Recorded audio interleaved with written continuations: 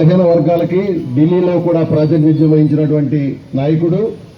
ముఖ్యంగా డాక్టర్ సర్దార్ గౌతలచ్చన్న గారు కృష్ణా గుంటూరు జిల్లాల్లో ఈ ప్రాంతంలో ఈ యొక్క కోస్టల్ ప్రాంతంలో అనేక పర్యాయాలు తీసుకొచ్చి ఆయన పుట్టినరోజును కూడా ఒక పండగ వేలాది మందితో అంగరంగ వైభవంగా మచిలీపట్నంలో నిర్వహించటమే కాకుండా ఆయన విగ్రహాన్ని పెట్టినటువంటి తీరు బహుశా భారతదేశంలో ఇంతవరకు ఏ నాయకుడు కూడా ఒక ప్రజల పక్షాన ప్రజలతో మచిలీపట్నాన్ని ప్యాక్ చేసి ఆనాడు గవర్నర్ని తీసుకొచ్చి అన్ని పక్షాలతో అంగరంగ వైభవంగా చేయించినటువంటి గొప్ప నాయకుడు కొనకళ్ళ నారాయణరావు గారిని మాట్లాడవలసిందిగా కోరుతా ఉన్నాను.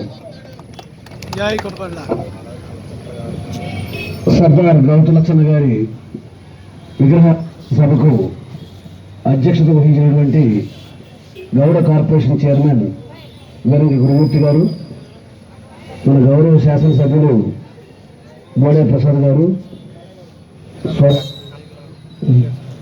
ఈ కార్యక్రమానికి ముఖ్య అతిథిగా వచ్చేసినటువంటి గౌతలచ్చన్న గారి వారసురాలు శాసనసభ్యురాలు సురేష్ గారికి, ఈ కార్యక్రమానికి గౌతలచ్చన్న గారి అభిమానులు అందరికీ కూడా హృదయపూర్వక నమస్కారాలు. గౌతలచ్చన్న గారు అంటే కుటుంబానికి ఒక దైవంతో సమానం. మా తండ్రి గారు గౌతలచ్చన్న గారి అనుచరులు. 1950 నుంచి అప్పటి వరకు కమ్యూనిస్టుగా ఉన్న మా తండ్రి గారు కమ్యూనిస్టుగా రిజైన్ చేసి గౌతలచ్చన్న గారి అనుచరుడిగా ఆయన వేశారు. ఆ తర్వాత ఆయనతో పాటు మా తండ్రి గారితో పాటు మేము కూడా గౌతలచ్చన్న గారి శిష్యులుగానే, మీరెవరు అంటే మేము గౌతలచ్చన్న గారి పార్టీ, మీరెవరంటే మేము గౌతలచ్చన్న గారు అనుచరులు అలా చెప్పుకుంటూలో మాకు చాలా గర్వం ఉండేది. కారణం ఏంటంటే గౌతలచ్చన్న గారు లాంటి నాయకుడు, గౌతలచ్చన్న గారు ఏ స్థాయి నాయకుడు అంటే నందమూరి తారక రామారావు తెలుగుదేశం పార్టీ స్థాపించినప్పుడు గౌతలచ్చన్న గారి పాదాలకు నమస్కారం చేసి ఆయన ఆశీస్సులు తీసుకుని రాజకీయాల్లో ప్రవేశించారు. అంటే గౌతలచ్చన్న గారు ఆ రోజున ఎన్టీ రామారావు గారు కూడా ఆదర్శప్రాయుడు. మరి అటువంటి నాయకుడు, ఆయనతో పాటు నేను కూడా 1967 నుంచి 72 వరకు గౌతలచ్చన్న గారితో కలిసి నేను హైదరాబాద్లో ఉండేవాడిని. ఆయనతో పాటు రోజు అసెంబ్లీకి వెళ్ళేవాడిని. ఆయన ఒక నాయకుడు ఎలా కష్టపడాలి, ఎలా నిబద్ధతతో ఉండాలనే దానికి ఆయన ఒక మార్గదర్శి. ఇవాళంటే కంప్యూటర్లు ఇవన్నీ ఫోన్లు సెల్ ఫోన్లు అన్నీ వచ్చేసినాయి. ఆ రోజు ఏమి ఉండే కావు. లచ్చన్న గారు రాత్రి 12 గంటల వరకు తనకు వచ్చిన ఉత్తరాలన్నింటి కూడా సమాధానాలు రాసి మళ్ళీ తెల్లారుతో 4 గంటలకు వేసి మళ్ళీ తెల్లారి అసెంబ్లీలో ఏం మాట్లాడాలనే దాని గురించి ప్రిపేర్ అవుతూ ఉన్నాడు. ఆయన స్వాతంత్ర సమరయోధుగానే కాదు, రైతు సమస్యలపైన ఇవాళ పాదయాత్రలు చాలా మంది చేస్తా ఉన్నారు. ఈ పాదయాత్రలుగా ఆద్యులు గౌతలచ్చన్న గారు.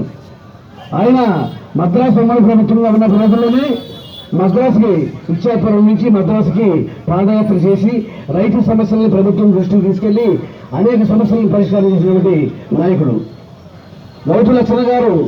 రాజకీయాల్లో ఒక ఆదర్శప్రాయుడు, సర్దార్ బిరుదాంకితుడు, స్వాతంత్ర సమరయోధుడిగా అనేక సంవత్సరాలు జైలు చేసినటువంటి వ్యక్తి.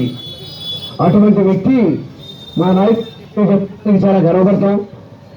మచిలీపట్నంలో ఆయనకున్న అనుభవం, కృష్ణా జిల్లాతో మనకున్న అనుభవం. ఇవాళ బోడే ప్రసాద్ గారు ఆయన నియోజకవర్గంలో మంచి సెంటర్లో మంచి విగ్రహం కూడా చాలా చాలా బాగా నచ్చింది నాకు. చాలా కళాత్మకం ఉంది. అటువంటి విగ్రహాన్ని ఇక్కడ స్థాపించినటువంటి కమిటీ వారికి హృదయపూర్వకంగా అభినందన తెలియపరుస్తా ఉన్నాను. బోడే ప్రసాద్ గారికి ప్రత్యేకించి నా అభినందన తెలియపరుస్తా ఉన్నాను. గౌతలచ్చన్న గారి లాంటి నాయకుడు నేను ఎరుగున్న రాజకీయ నాయకుడు అరుదైన వ్యక్తి.